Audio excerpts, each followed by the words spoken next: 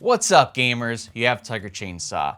I've talked to you guys about how I got into the NES. Back in the day, in my first job, I worked at a hospital. I had a laptop and I played a lot of NES games on emulator when I was supposed to be working. Whoops. Anyway, one of the games that for some reason always drew my attention was Kid Icarus. I don't know what it was about it, but I had heard about it and it seemed to have a cult following. It was just a game that I always wanted to experience and play. And so I played it back then, and recently I have picked it up and I have completed a full playthrough of it, and I've got a lot to say about Kid Icarus on the NES. So that's gonna be today's review. Now, if this is your first time on my channel, or if you just haven't yet, go ahead, hit that sub button, because I've got so many game reviews on this channel, ranging from the 80s, the 90s, the 2000s, all the way up to the Switch and the PS5. And if you hit that sub button, you help me grow, and you get to watch all of these game reviews of games from all different genres. So it's a win-win. All right, let's figure out, why is it called Kid Icarus? Because the main character is Pit. We're gonna be looking into all of that with this Kid Icarus review. God of War may have popularized Greek mythology in video games, but it wasn't the first series to wade into the pool of Greek gods. In 1987, Kid Icarus was released in North America for the Nintendo Entertainment System. Developed and published by Nintendo, the action platformer introduced us to the character Pit and spawned several sequels. Today we get our angel wings in this Kid Icarus review. Let's go ahead and first start with the plot, but be warned, spoilers are ahead.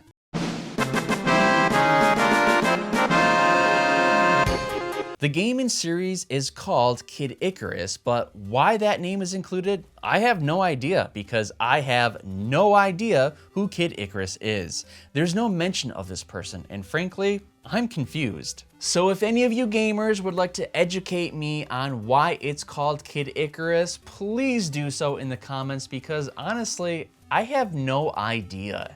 Anyway, Earth was once ruled by Palutena, the goddess of light, and Medusa, the goddess of darkness. With titles like that, it was only a matter of time before the two started fighting, which is exactly what happened. Palutena gave the gift of light to the humans on Earth, while Medusa grew angry with the humans and turned them into stone. Upset by this cruel act, Palutena curses Medusa into a monster and casts her out into the underworld. Time passed as Medusa plotted revenge against Palutena.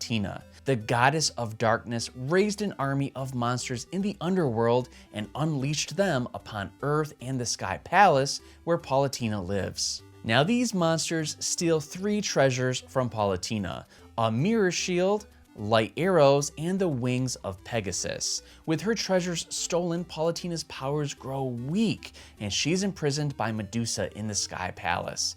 In her final moments of defense, Palutena sends a bow and arrows to an angel named Pit. Pit takes these and sets off to retrieve the 3 treasures that Palutena has lost to restore her power. He must transverse the underworld, overworld, and the sky world searching for the items while battling Medusa's monstrous army.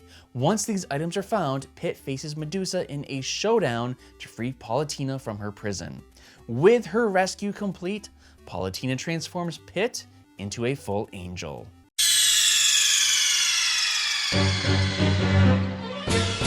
The gameplay is quite clever for a game being made in 1987. Instead of being a side-scrolling level from the beginning, I started my playthrough by climbing up platforms and avoiding enemies as you try and escape the underworld. The first few levels are much tougher than the final ones. Each time you kill an enemy, you get a heart, which to my surprise didn't raise your health, but instead it gave you points. Now, when I was playing it, I didn't really care about the points. I just wanted to beat the game and complete my playthrough, but that was my first mistake. If you intend on beating the game, get the points and get as many as you can. After each level that you complete, your points get tallied and you are given boosts in health and power. I didn't know that, so heading into the final level, my character was relatively weak due to my lack of point collecting during my playthrough. And I gotta be honest, Kid Icarus is a challenging game.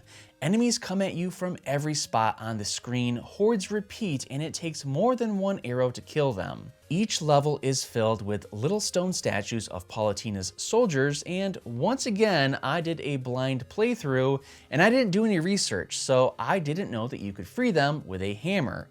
The hammer is a secondary weapon that you can only use a few times, so use it wisely.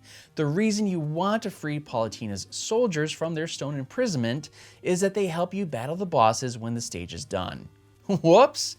No one told me, so I was left fighting the bosses by myself until the third level when I finally figured it out. Kid Icarus has many different things about it that make it a pretty good game. For one, it has a shop in the middle of the level where you may purchase upgrades, weapons, and health. And I did so a few times during my playthrough. Besides the levels being extremely difficult, they are complete mazes. Don't believe me? Well, check out this layout of a level from the game. As you can see, not only do you need to avoid and kill enemies for points, you must navigate your way through a maze while stockpiling on points, weapons, health, and allies. It's quite the checklist from this game. I'd have to imagine that back in the 80s and the 90s, before the internet really took off, gamers who played this game probably mapped out the levels on a piece of paper. How nostalgic. Getting back to the gameplay, once you climb out of the underworld, the levels become a little bit easier. It's more side-scrolling instead of jump, jump, jump. Reaching the final level during my playthrough, I was excited to meet Medusa and end her reign. But oh, how I was so unprepared. At this point, you are given all the power-ups, including the wings of Pegasus, granting you the ability to fly. Well, I reached the end of the level and it looped back to the beginning. I thought to myself, what the hell? Maybe I have to do this twice.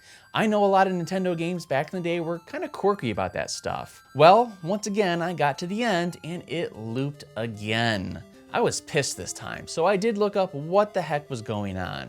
Well, wouldn't you know it, you have to kill 50 enemies in that level to reach Medusa. So the level loops over and over until you kill 50 of these bastards. It wouldn't be that big of a deal, except I didn't collect a lot of points. My weapons weren't very powerful, so it took 5 shots from my arrows to kill one enemy. And to top it off, you glide through the level so you can't stop and wait for the enemies. You have to shoot non-stop all over the screen, hoping that you hit an enemy 5 times before you fly off. It was extremely challenging, and I was mentally drained, frustrated, and pissed about how stupid this was. Or how stupid I was. Finally, I reached Medusa, and while it was difficult, I did manage to defeat her by drifting in one spot while avoiding the snakes that she sends at you. Medusa also looks like a green bean with facial hair. I don't know, she needs to shave. One of the coolest things though is that there are multiple endings to this game. There's a good ending in which Pit is transformed into a full glowing angel. And then there's an average ending in which Pit is giving headgear from Palutena. I suppose that if you don't get the best ending, it does give you incentive to replay the game.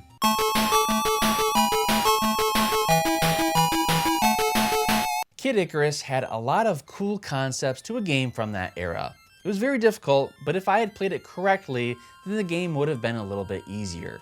I liked the story, I thought it was cool, although obviously it wasn't presented a whole lot in the actual game. But if you like platformers, side-scrollers with some mazes, and a challenge, I definitely recommend it.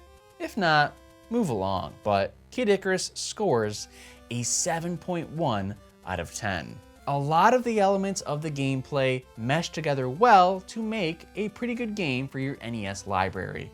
I encourage you guys to pick it up. I had some fun with it, and I can see why it has a cult following. Is it time for a new Kid Icarus? I think so. Gamers, that was my review of Kid Icarus from 1987 on the NES. Now, here's the time that I would love to hear from you gamers who played this from 1987 or around that time. How did you guys know to defeat 50 enemies before facing Medusa? Did you know about the hammer and rescuing the stone statues? Or were you like me and you kind of went in blind and had no idea what you were doing and you had to figure it out all by yourself?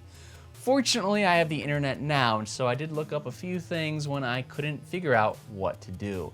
Let me know all of your thoughts and memories of Kid Icarus. I'd love to hear from you guys who played this back in the day. Now, if you are a first-time viewer, and again, if you just haven't yet, go ahead, hit that sub button, and like this video. I've got so many game reviews on this channel, ranging from the 80s, the 90s, all the way up to the PS5 and the Nintendo Switch. Now, a PS5 game that I just reviewed was Hot Wheels Monster Trucks Stunt Mayhem. I love Hot Wheels and I love monster trucks, so you would think that this would be a game that I would really enjoy. But unfortunately, it just didn't do it for me. You can check out that review that is coming up next. Gamers, thanks for watching, and make sure you play a video game today.